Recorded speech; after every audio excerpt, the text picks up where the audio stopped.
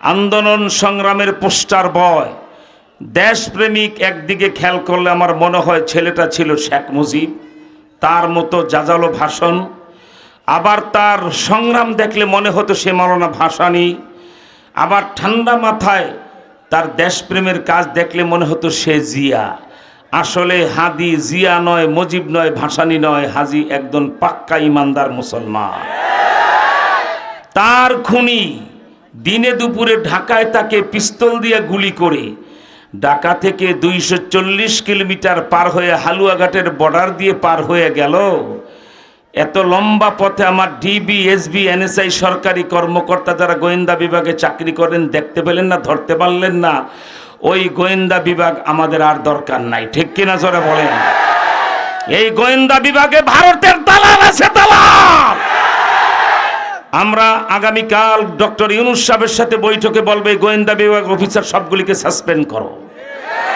দিনে দুপুরে গুলি করে সন্ত্রাসী ভারতে পালিয়ে যায়, তাকে ধরতে পারে না যে গোয়েন্দা বিভাগ। ওই গোয়েন্দা বিভাগ আমার প্রয়োজন নাই। এর চেয়ে আমরা কুকুর পেলে, কুকুর প্রশিক্ষণপ্রাপ্ত কুকুর রাস্তায় নামায় দেবো, খুনি ধরবে, ঠিক কিনা ধরে বলেন?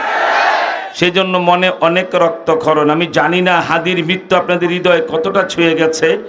বাংলাদেশের দেশপ্রেমিক জিয়াউর রহমানের সূর্য সন্তান তারেক জিয়া, সেও দেশে এসে আজকে হাদির কবর জিয়ারত করেছে, ঠিক কিনা বলেন? হাদির বিষয়টা কেউ ভুলতে পারে না। এমন ইমানদার একটা ছেলে, দেশপ্রেমিক একটা ছেলেকে এইভাবে দিনে দুপুরে খুন হতে হলো। আমার ভাইরা, সেজন্য আমি দুঃখিত, ব্যথিত। আপনাদের কাছে আহ্বান জানাবো, হাদির জন্য আপনারা নামাজ পড়ে দোয়া করবেন। এমনিতেই তো দেখেন 32 বছর একটা ছেলে, 10টা শেখ মুজিব, 100টা জিয়া আর 50টা ভাসানীর চেয়ে বেশি মর্যাদা নিয়ে কবরে গেল, ঠিক কিনা? এই মর্যাদা আল্লাহ কবি নজরুলের পাশে তার কবর হয়েছে। এটা তো বাংলাদেশের রাষ্ট্রপতি বললেও জায়গা দিবে না, ঠিক কিনা?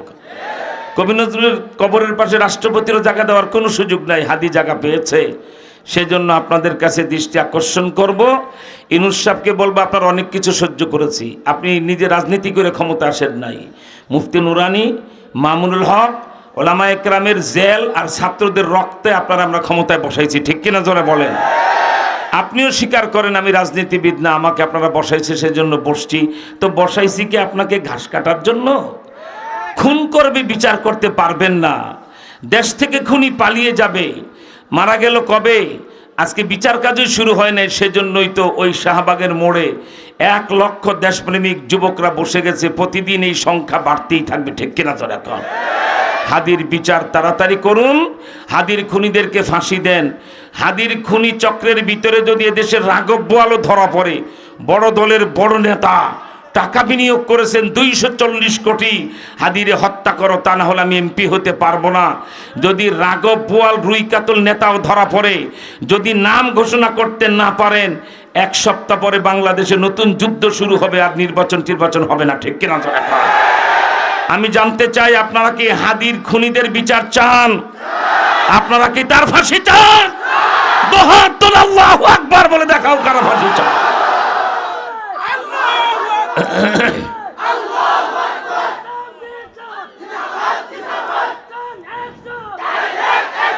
আজকে খামোশ। পরাণগঞ্জ বাজারের ব্যবসায়ীদের পক্ষ থেকে মাহফিল, প্রত্যেকটা ব্যবসায়ীকে জিজ্ঞেস করেন হাদির জন্য চোখের পানি ছেড়েছে সবাই, ঠিক কিনা? মসজিদের ইমাম, মাদ্রাসার শিক্ষক, স্কুলের টিচার, রাস্তার ফকির, হাদির জন্য ফকির ভিক্ষা করে খায়, হাউমাউ করে কেঁদে টেলিভিশনে সাক্ষাৎকার দিয়েছে। হাদি ভাইয়ের মতো মানুষ হয় না। আমার ভাইরা, এইভাবে দেশপ্রেমিকদেরকে হত্যা করে একটা রাষ্ট্রে যায় পালাবে আর সে আশ্রয় দেবে। আমি আগেই বলেছি, আমি বিদেশে কোথাও ওয়াজ করতে বসি নাই, Bangladesh. I can challenge not only Bangladesh, all countries of the world, side to side and corner to corner, all over of the world, east to west, west to east, north to south, south to north. India ছাড়া আমার বাংলাদেশের আর কোনো শত্রু নাই। খোদার কসম, সারা পৃথিবীর এক প্রান্ত থেকে আরেক প্রান্ত যাও, একমাত্র ভারত আর ইন্ডিয়াই মালাউনের বাচ্চা ছাড়া আমার বাংলাদেশের কোনো শত্রু রাষ্ট্র নাই।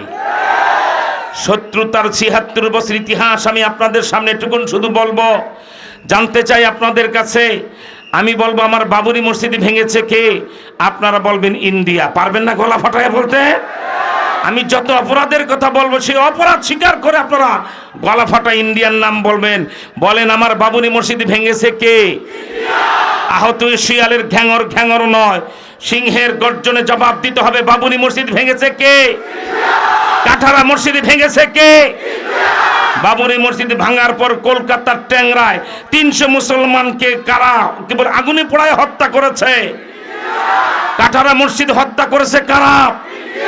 বোম্বাইতে বাবরি মসজিদ ভাঙার পর 12,000 মুসলমান যুবককে জবাই করে হত্যা করেছে কারা? এবং বর্তমান ভারতের প্রধানমন্ত্রী নরঘাতক পশু বিশ্ব শয়তান, সে যখন গুজরাটের মুখ্যমন্ত্রী 2002 সালে 1500 মুসলমানদের অবিবাহিতা সুন্দরী মেয়েগুলিকে বাড়ি থেকে ধরে এনে প্রকাশ্যে ধর্ষণ করে সকাল 10টায় দিনে দুপুরে আগুন দিয়ে পোড়ায়া হত্যা করেছে কে? বলো, ভারত। এইভাবে একটার পর একটা প্রমাণ দিতে পারবো ভারত আমার শত্রু ছাড়া কোনো বন্ধুর কাজ করে নাই, ঠিক কিনা বলেন? সেজন্য আমার ভাইয়েরা, আমি আপনাদেরকে 2 মিনিটে গজওয়াতুল হিন্দ বলবো, আর আপনাদেরকে অল্প কয় মিনিটে আকীদায়ে খাতমে নবুয়ত বলবো। ইন্ডিয়া যে এভাবে মুসলমান হত্যা করবে, ইন্ডিয়া যে এভাবে মুসলমানদের বাবরি মসজিদ ভাঙবে, মনে রেখো মুসলমান হিসাবে আল্লাহর নবী ভবিষ্যৎবাণীগুলি এমনি এমনি করে যান নাই। আল্লাহ পাক কিয়ামত পর্যন্ত এই জমিনে যা ঘটবে আমাদের প্রিয় নবীকে টেলিভিশনের পর্দার মতো দেখাই দিয়েছেন, ঠিক কিনা ধরে বলে? আমার ভাইরা, বাবরি মসজিদ ভাঙার পর আপনার আমার বাড়ির পাশে অবিভক্ত বাংলার রাজধানী কলকাতা, নবাব সিরাজউদ্দৌলার আমলের সেই কলকাতা, ওই কলকাতায় আপনারা দেখবেন ট্যাংরা ট্রেন স্টেশন শিয়ালদা, তার পাশে ট্যাংরা এলাকায় বাবরি মসজিদ ভাঙার পরে 7 দিনের মাথায় রাত 2:30 3টায় পেট্রোল দিয়ে মুসলমানদের মহল্লাটা পোড়ায় ছাই করে দেওয়া হয়। 300 মুসলমান আগুনে পুড়ে কয়লা হয়ে গেল। একটি মেয়ে, নাম তার রহিমা, বয়স তার 28, তার কোলে একটা 3 বছরের বাচ্চা, তার পেটে আরেকটা 9 মাসের অন্তঃসত্ত্বা বাচ্চা। এই দুটোটা বাচ্চাই মুহাম্মদ সাল্লাল্লাহু আলাইহি ওয়াসাল্লামের উম্মত, ঠিক কিনা? এই তুমি বসো, বসো আম্মা। কেন তুমি ভিতরে পড়তে চাও আম্মা? মাহফিলের পরিবেশ নষ্ট করে তুমি ভিতরে ঢুকতে চাও? মানে আওয়ামী লীগের কুঅভ্যাস যায় নাই, জোর করে জায়গা দখল করে, এ তো হারাম। মসজিদে জুমার দিন যে আগে যাবে আগে বসবে, মসজিদ এলাকার চেয়ারম্যান হলো কাতার ডাঙ্গার সামনে দিতে দিবেন না, যে যেখানে জায়গা পেয়েছে সেখানে বসবে। কেন তুমি জুতো হাতে নিয়ে সামনে গিয়ে মানুষের কষ্ট দিতে চাও? আমার ভাইরা, ওই মুসলিম রহিমা, ভারত কারে বলে আর নবীজি কি বলে গেছেন দেখেন। ওর 3 বছরের বাচ্চাটা নিয়ে যখন দেখলো আগুন লেগে গেছে, শাঁ শাঁ করে বেরিয়ে গেল, রহিমা মনে মনে ভাবলো আল্লাহ আমাকে রক্ষা করে। 28 বছর বয়স, কিন্তু রহিমা অগ্নিকুণ্ড থেকে বের হলেও হিন্দু যুবকদের জুলুম থেকে বের হতে পারে নাই। রহিমা অগ্নিকুণ্ড থেকে বের হলেই তার কোলের বাচ্চাটা নিয়ে হিন্দু যুবকরা 2 পায়ে ধরে আব্দুল্লাহকে ছিঁড়ে ফেললো, রাস্তার 2 পাশে টুকরা ফেললো। পরের দিন অ্যামনেস্টি ইন্টারন্যাশনাল, আন্তর্জাতিক মানবাধিকার সংস্থা তদন্তে গেল।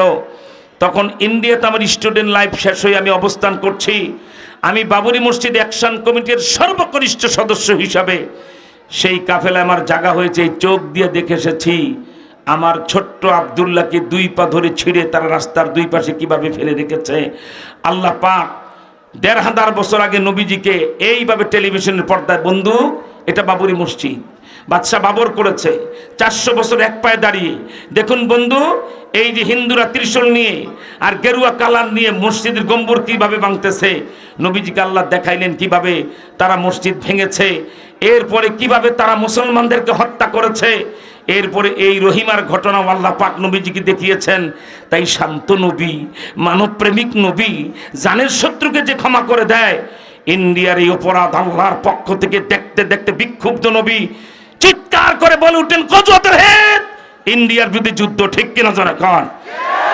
কোথায় পাবেন? নাসাই শরীফ। কোন খণ্ড? 2য় খণ্ড। কত পৃষ্ঠা? 52 পৃষ্ঠা। হাদিস 2টার বর্ণনাকারী কে? একটা গন্ডমূর্খ সেই সাহাবীর নাম জানে, আবু হুরায়রা। আবু হুরায়রা চিনে না এমন মুসলমান আল্লাহর জমিনে হতে পারে না, ঠিক কিনা জোরে কন? সে আবু হুরায়রা রাদিয়াল্লাহু তাআলা বলেন, আজকে দেখেন আমার বাংলাদেশে হাসিনাকে ইংল্যান্ড জায়গা দেয় না, বলছে নো, আমেরিকা বলছে নো, চায়না বলছে নো, কোন দেশ তাকে নামতে দেবে না, আশ্রয় দেবে না। একমাত্র ইন্ডিয়া তাকে বুকে জড়ায় নিল। আমাদের কলিজা রক্তক্ষরণ। অপরাধ করেছে, দেশে বিচার হবে, তুমি জায়গা দিবা কেন, ঠিক কিনা বল? হাদির খুনি ঢাকা থেকে এই কোদালদর দিয়ে ফুলপুর হয়ে কেবল হয় হালুয়াঘাট যে ইন্ডিয়াতে পালিয়ে গেল। কেন তুমি বন্ধুরাষ্ট্র হলে বলতে পারতা না খুনি আমার দেশে জায়গা নাই? এই যে ইউনূস সাহেব আপনার দেশে খুন করে এসেছে, বুঝাই দিলাম, নিয়ে নেন, বিচার করেন, ঠিক কিনা জোরে আপনার? কিন্তু তুমি কোলে করে বসায় এসেছো যে এক হাদিকে মাল্লা।